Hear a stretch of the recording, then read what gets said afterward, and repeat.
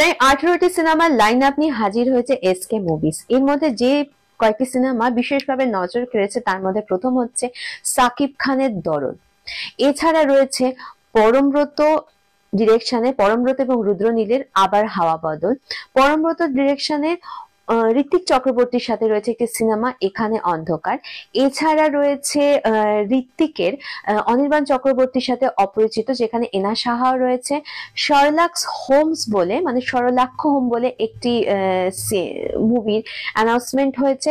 তাছাড়া রয়েছে জিতু কমলেশ্বর মুখার্জির সাথে আমি আমার মতো।